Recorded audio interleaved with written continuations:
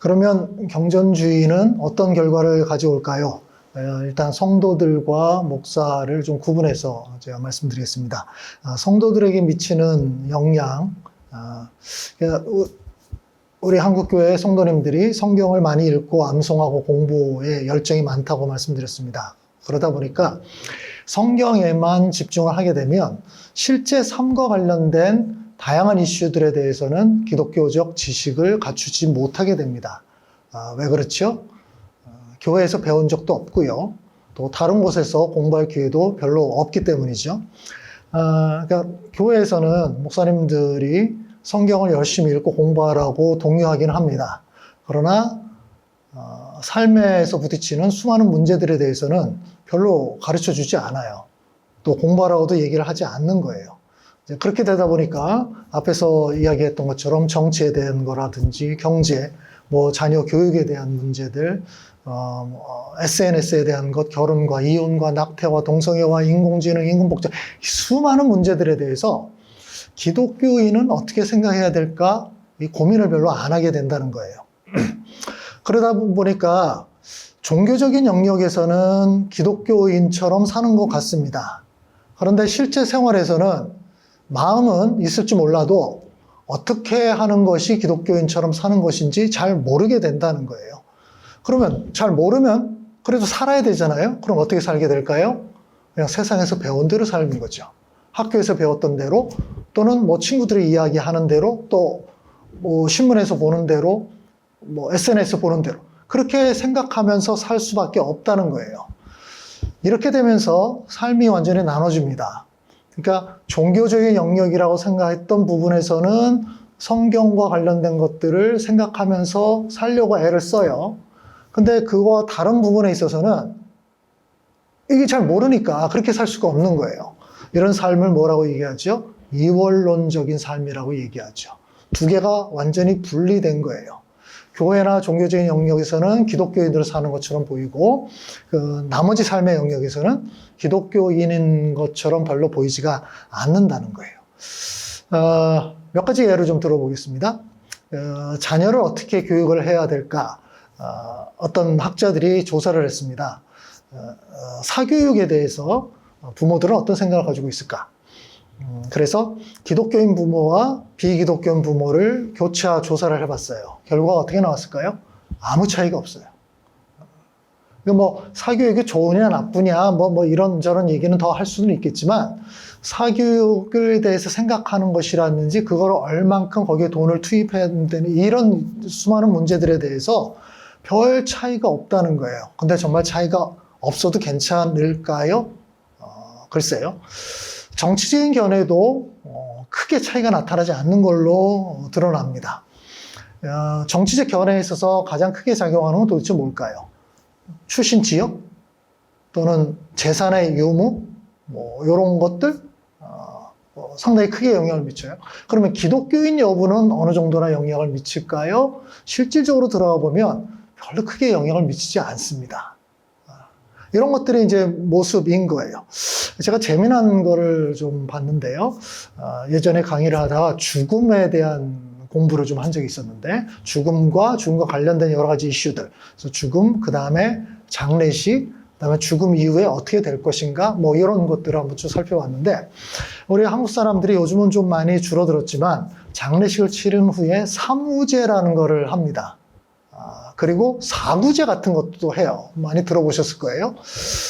제 아는 사람들도 기독교인임에도 불구하고 사무제라고 하면서 장사 지낸 지 사흘 만에 또 가고, 그 다음에 사구제라고 해서 49 또는 77제라고 얘기하는데요. 49일째 또 무덤이나 납골당이나 이런 데 또 가는 경우가 있거든요. 이거는 뭘까요? 사무제는 도대체 뭘까요? 이거는 죽은 사람의 혼이 방황할 것을 염려해서 3일 후에 제사 지내는 거예요. 이건 유교식 관습입니다. 근데 기독교인들이 그대로 따라해요. 아무 생각이 없는 거죠. 사구제는 뭘까요? 이거는 불교에서부터 나온 거거든요. 불교에서 죽은 영혼이 그 다음 생에서 49일이 지나면 그 다음 생이 어떻게 될까 결정된다고 보는 거예요. 그래서 그 49일째 되는 날 제사를 지내는 거예요. 더 좋은 곳으로 가게 되려고. 성경에서 이렇게 얘기하나요? 기독교에서 뭐라고 얘기하나요? 이거는 아무 상관없어요.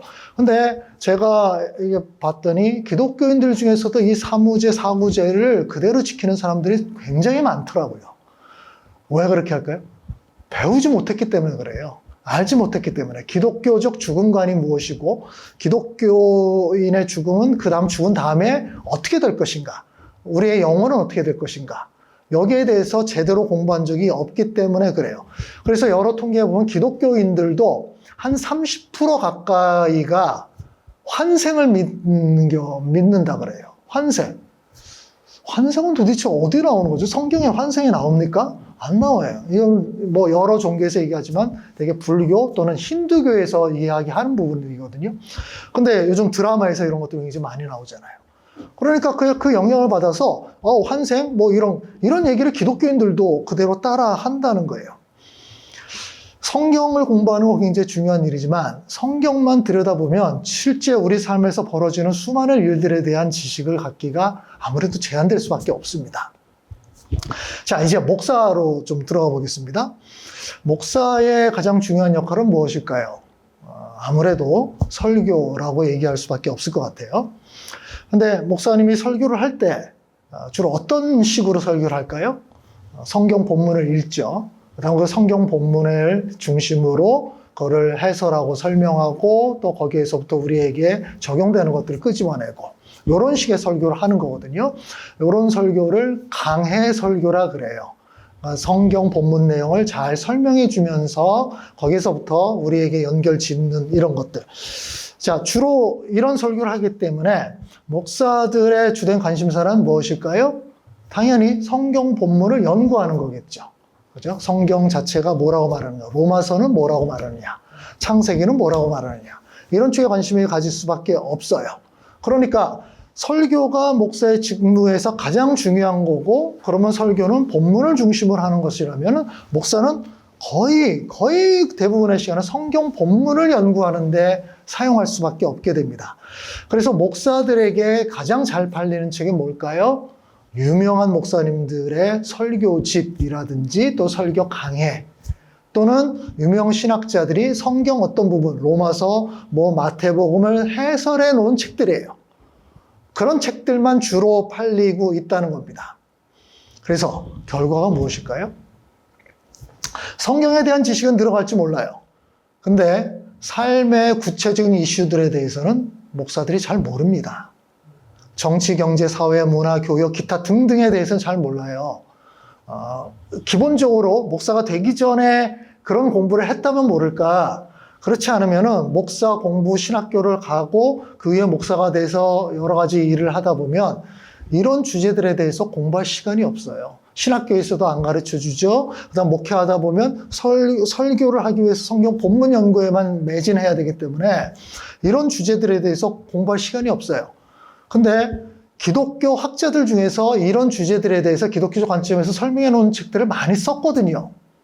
정치에 대해서, 기독교적 정치, 기독교와 경제의 문제, 이런 다양한 주제들에 대해서 신학자들이 열심히 연구한 책들이 있어요. 목사들이 읽을까요? 잘 읽지 않습니다. 제가 앞부분에도 말씀드린 것처럼 우리 기독연구원 느헤미야에서도 이런 비슷한 강좌를 마련했지만 목사님들이 잘 안 왔다고 얘기를 했잖아요. 자, 그런데 설교를 하다 보면 적용을 해야 되잖아요. 자, 마태복음 본문에 이렇게 됐습니다. 이제 우리는 어떻게 살아야 될까요? 그러면 우리 성도들의 현실 삶의 문제로 들어와야 되잖아요. 그러면 그 문제는 정치 문제도 연결될 수 있고 경제 문제도 연결될 수 있을 거예요. 그렇죠? 그럼 그 부분에 대해서 목사가 적용을 해야 되는데, 근데 목사가 그 부분에 대해서 잘 몰라. 세상의 정치가 어떻게 돌아가고 기독교적으로 어떻게 판단해야 되는지에 대해서 제대로 공부한 적이 없어요. 그러면 그 적용은 어떻게 될까요? 피상적이 될 수밖에 없어요. 또는 이상한 적용으로 빠질 수밖에 없게 돼요.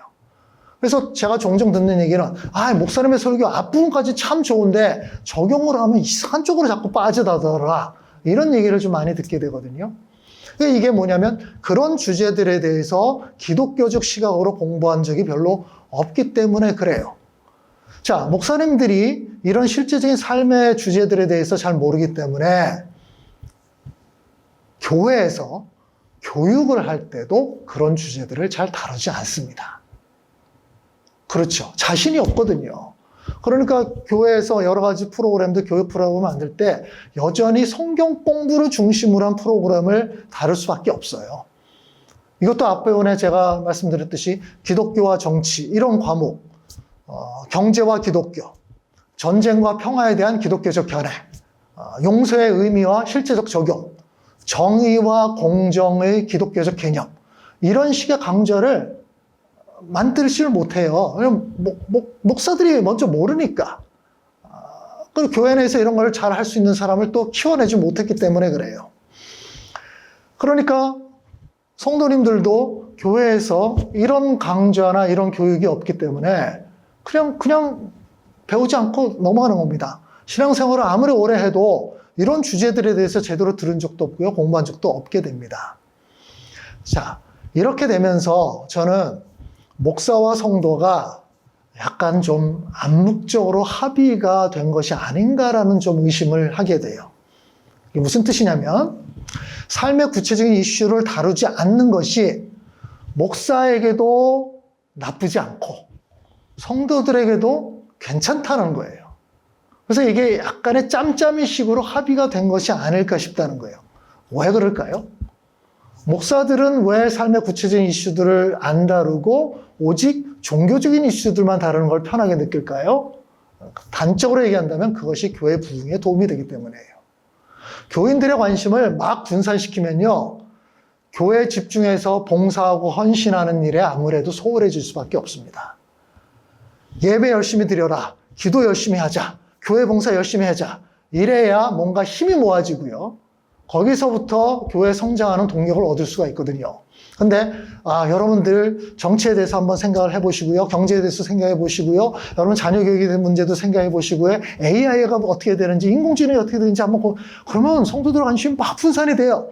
그 사람들을 데리고서 교회를 성장시키기 위한 여러 가지 활동에 집중하기가 힘들어지는 거예요. 사람이 그럴 수밖에 없습니다. 관심이 분산이 되면 어느 한쪽의 힘이 약해질 수밖에 없어요. 그래서 목사들은 성도들의 관심을 종교적이고 교회적인 일들에 묶어두려는 마음이 굉장히 강합니다. 그럼 성도들은 어떨까요? 자기가 지금까지 살던 방식이 있어요. 경제를 예를 든다면 내가 이렇게 이런 일을 해서 돈을 벌고요, 그 다음에 그 돈을 이렇게 쓰고 싶어요. 그렇게 살고 있어요. 그런데 어느 날 목사님이 그 주제에 대해서 설교를 하시면서 여러분, 돈을 그런 식으로 쓰면 안 됩니다. 우리는 하나님의 청지기로서 돈을 이렇게 써야 되고 이렇게 해야 됩니다. 라고 이제 설교를 한다고 합시다. 그럼 벌써 여기서 부딪힘이 오거든요. 내가 지금까지 살아왔던 방식이 있어요. 근데 다른 얘기를 하게 되면 이게 딱 바로 부딪혀요. 예를 들면 기도 열심히 합시다. 그러면 그거는 기도를 내가 좀 못했으니까 기도를 좀 열심히 해야지. 약간 모자란 걸 채우면 돼요. 방향이 바뀔 필요는 없어요. 그렇죠? 그래서 그런 적용이나 그런 강조는 큰 부담이 없어요. 예배 시간 늦지 말고 옵시다. 그럼 한 5분 정도 더 일찍 나오면 되잖아요. 이거 삶의 방식을 바꿔야 될 필요는 전혀 없는 거예요. 근데 돈 쓰는 문제 같은 경우는 내 삶의 방식을 건드리는 거거든요. 여러분 돈을 어떻게 씁니까? 취미생활을 얼마 씁니까? 여러분 여행에 돈을 얼마나 쓰십니까? 그러면 여러분 다른 사람을 위해서 돈을 얼마나 쓰세요? 이거는 내가 사는 방식을 터치하는 문제가 돼요. 이거 굉장히 어려워지는 거예요. 자, 이런 설교를 들으면 편할까요? 아니죠. 불편합니다. 목사님이 나의 이런 실제적인 영역에 대해서 별로 터치하고 싶지 않다는 생각이 드는 거예요. 그냥 목사님은 영적인 얘기만 해주십시오. 그냥 교회적인 얘기만 해주십시오. 제가 좀 더 열심히 봉사할게요. 이렇게 해요.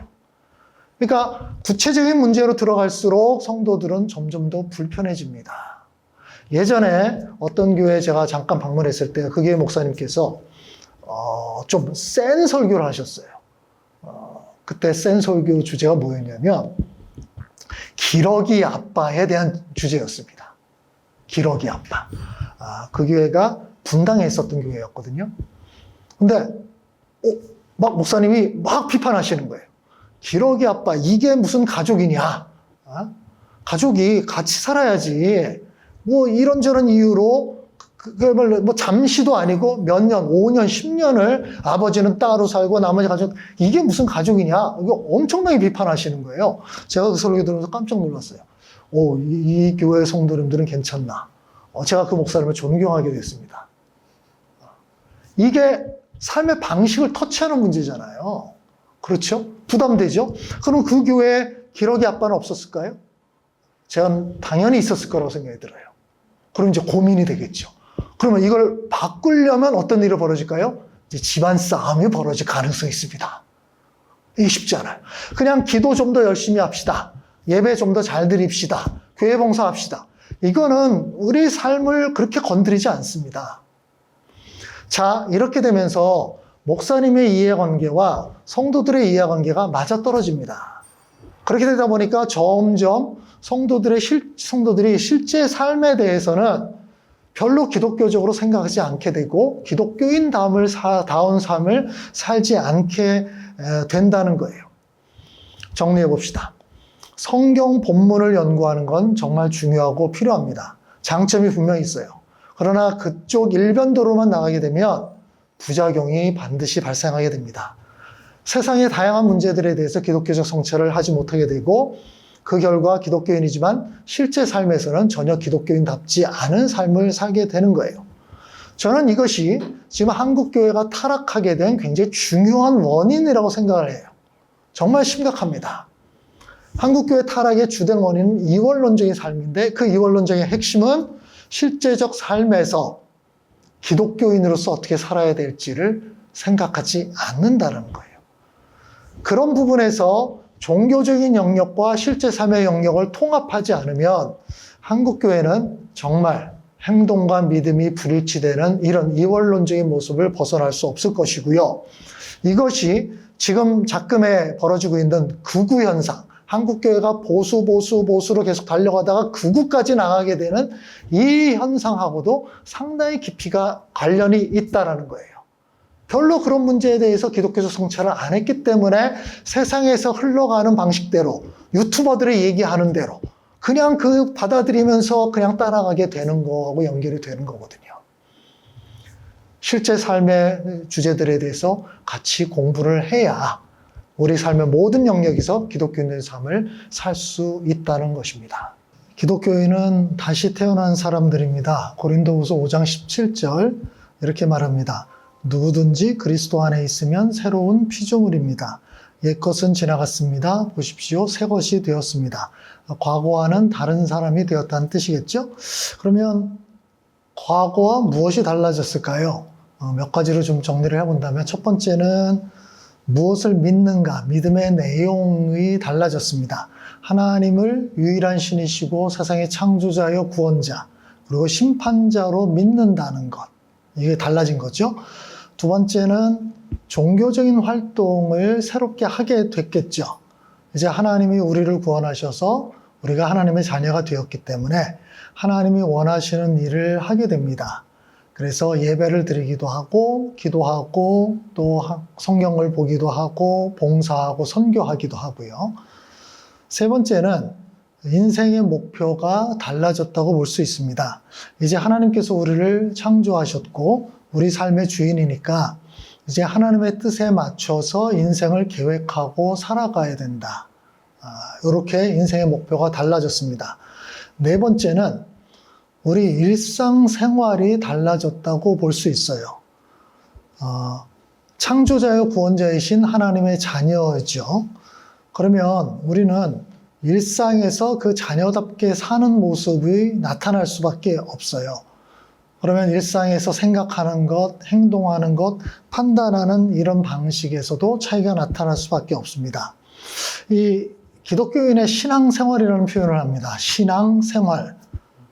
이거는 뭐죠? 생활을 새롭게 한다는 거와 똑같은 얘기잖아요. 근데 제가 아까 앞에서 얘기했던 네 가지 중에서 세 가지는 보통 교회에서 많이 강조를 합니다. 그런데 네 번째, 우리 일상생활에서 하나님의 뜻에 맞게끔 살아가는 부분에 대해서는 그렇게 별로 강조하고 있지는 않는 것 같아요. 사도 바울이 고린도전서 10장 31절에서 이렇게 말합니다. 여러분은 먹든지 마시든지 무슨 일을 하든지 모든 것을 하나님의 영광을 위하여 하십시오. 여기서 먹든지 마시든지는 우리의 일상생활을 구성하는 대표적인 예로 든 거죠. 바울이 아마 시간이 충분히 있었다면 먹거나 마시거나 아마 추가해서 자거나 놀거나 여행하거나 문화활동하거나 자녀를 양육하고 교육시키거나 정치에 참여하거나 직장생활하거나 돈을 사용하거나 우리 일상의 수많은 일들을 다 열거를 했을 겁니다. 그래서 이제 시간이 모자라니까 그걸 한마디로 뭐라고 표현했죠? 무슨 일을 하든지. 그죠? 먹든지 마시든지 무슨 일을 하든지 어떻게 해요? 하나님의 영광을 위하여 하라라고 얘기를 합니다. 종교개혁가들이 바로 요거를 캐치해서 종교개혁의 모토로 삼았죠. 무엇이죠? 솔리 데오 글로리아. 오직 하나님께만 영광을. 이게 종교개혁의 아주 중요한 모토였잖아요. 이걸 이어받아서 웨스트민스터 소요리 문답의 첫 번째 질문을 이거로 구성합니다. 인간의 최고의 목적이 무엇입니까? 하나님을 영화롭게 하는 것이다. 같은 이야기예요. 근데 고린도전서 10장 31절에 보면 하나님을 영화롭게 하는 방법을 뭐라고 설명하고 있죠? 먹든지 마시든지 무엇을 하든지 라고 연결을 짓고 있는 거예요. 그게 일상생활이잖아요. 일상에서 하는 우리의 수많은 활동들, 그것이 하나님의 영광과 관계가 있는 거다라고 생각하는 거예요. 우리가 종종 이 부분을 간과할 때가 많습니다. 그래서 어떤 사람이 믿음이 좋으냐, 성숙한 신앙인이냐, 무엇을 보고 판단해야 될까요? 좁은 의미로서의 그 종교적 활동, 예배 잘 드리고, 기도 잘하고, 성경 많이 읽고, 그것도 굉장히 중요한 부분인데, 그거는 좋은 신앙인의 기초에 불과하고, 그게 열매는 아니란 말이에요. 열매는 뭐죠? 지금 사도 바울이 얘기했던 대로 일상생활을 봐야 돼요.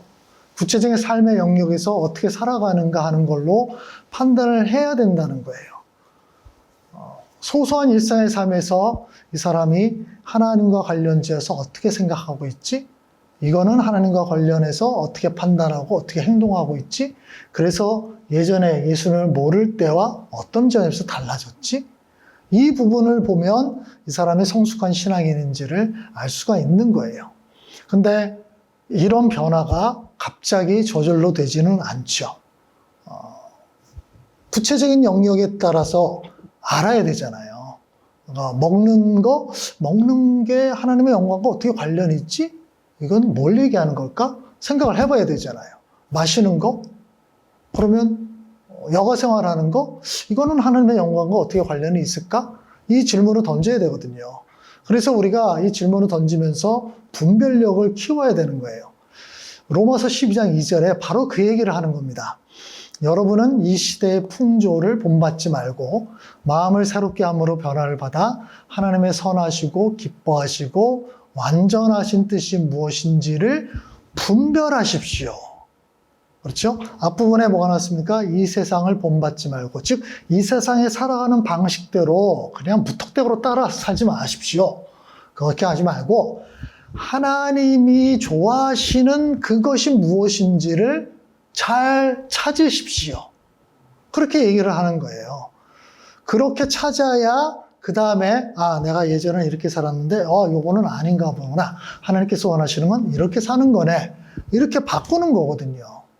그러면 우리 일상의 모든 영역에 대해서 이 질문을 던져야 되는 거예요. 좀 거창하게는 정치에서는 하나님께서 기뻐하시는 그 뜻이 무엇일까? 분별해야죠. 경제 영역 마찬가지예요. 교육 영역도 마찬가지예요. 문화도 마찬가지예요. 결혼에 대한 문제를 놓고도 결혼에 대해서 하나님께서 원하시는 게 뭐지? 자녀를 어떻게 키워야 되는 것일까? 우리 먹는 거, 여러 가지 먹을 것들이 있는데 이 먹을 것에 대해서 하나님께서 원하시는 뜻은 도대체 뭐지? 먹거리에 대한 이야기, 얼마큼 먹어야 될까? 어떻게 먹어야 될까? 우리 집은 어떤 집에 살아야 되지? 아무 집에 살아도 괜찮은 건가?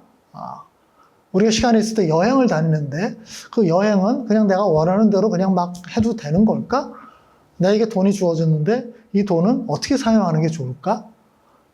일상의 소소한 이 주제들에 대해서 똑같은 질문이죠. 하나님께서 기뻐하시는 뜻이 무엇인지를 분별을 해라. 그렇게 분별하면서 우리의 삶을 조정해 나가는 거. 그게 신앙에서 성장한다는 뜻입니다. 그러니까 전통적으로 우리 많은 그리스도인들은 우리 신앙을 너무 좁게만 생각을 했어요.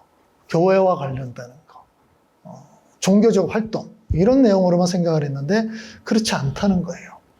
그래서 되게 진보적인 교회와 성도들이 이런 세상 일에 대해서 관심이 많았잖아요. 정치, 경제, 사회, 문화, 노동, 환경, 인권.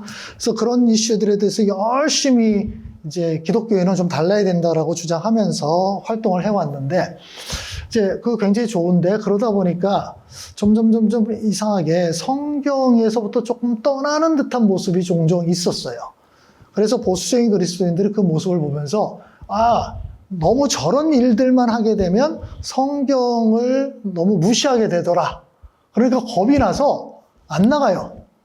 더 성경에만 집착하고 있는 거예요. 이건 반작용이죠. 이거는 또 양극단화돼 버리는 겁니다. 그러니까 성경을 열심히 공부하는 거, 종교적 활동하는 거 중요합니다. 필요한 거예요. 여기에서부터 동력을 얻을 수 있거든요. 근데 거기에만 머무르면 안 되죠. 실제적인 삶의 영역으로 들어가야 되잖아요. 각각의 영역에서 성경에서 분별한 하나님의 뜻이 무엇인가 찾아서 그 뜻대로 해봐야 되잖아요. 통합이 이루어져야 되는 거죠. 그게 진정한 신앙의 모습이어야 되는 거죠. 이런 측면에서 우리 한국교회의 흐름을 바꿔야 됩니다. 우리는 좁은 의미의 종교적인 활동은 너무 열심히 잘 해왔어요. 잘한 겁니다. 예배 잘 드려야죠. 기도 열심히 해야죠. 성경 공부 열심히 잘 해야죠. 근데 거기에만 머무르면 안 된다는 거예요. 그것만 잘한다고 신앙이 좋다고 생각하면 안 되는 거예요. 이제 거기에 탈피해서 앞으로 나가야 됩니다. 한국교회가 성경을 너무 사랑합니다. 성경을 좋아합니다. 성경 읽고 공부하고 외우고 쓰고 열심을 냅니다. 그거 하느라 일상에서 하나님께서 원하시는 뜻을 분별하는 일을 너무 소홀히 했어요. 그러면 안 되는 거예요. 이것도 해야 되지만 이제는 좀 이 무게중심을 옮겨야 된다는 거죠. 먹든지 마시든지 무슨 일을 하든지 이 영역에서 하나님께서 원하시는 것이 도대체 무엇일까? 질문을 던져야 되는 거예요. 정치, 우리 그리스도인은 정치에 어떻게 관여해야 되지? 어떻게 판단해야 되지? 공부해야 되잖아요. 우리 경제 활동에 참여하고 있고 우리도 돈을 벌고 돈을 쓰고 있는데 이거는 그리스도인이라면 무엇이 달라야 될까? 하나님께서 원하시는 것은 무엇일까? 질문을 던져야지요. 그리고 공부해야지요. 답을 찾아야지요. 답을 찾은 대로 내 삶을 변화시켜 나가야지요. 그래서 결론적으로 우리는 균형을 잡아야 됩니다. 성경을 사랑하고 성경을 열심히 공부하는 거 좋습니다. 잘하는 겁니다. 거기에만 머무르면 안 됩니다. 그렇게 되면 우리 기독교와 기독교회는 이원론적인 신앙, 점점 하나님의 뜻과 상관없는 모습으로 변하게 돼요. 이제는 삶의 구체적인 이슈들을 붙들고 실험을 해야 돼요. 우리가 무엇을 해야 될까? 어떻게 해야 될까? 나는 어떻게 실천해야 될까? 우리 교회는 어떻게 해야 될까? 이런 노력을 기울여야 됩니다. 이제 경전주의에 빠져 있는 데서 탈피해야 됩니다. 그 탈피해서 정말 구체적인 삶의 이슈들에 대해서 하나씩 변화시켜 나갈 때 다시 온전한 기독교의 모습, 온전한 교회, 온전한 성도의 모습을 회복할 수 있을 겁니다.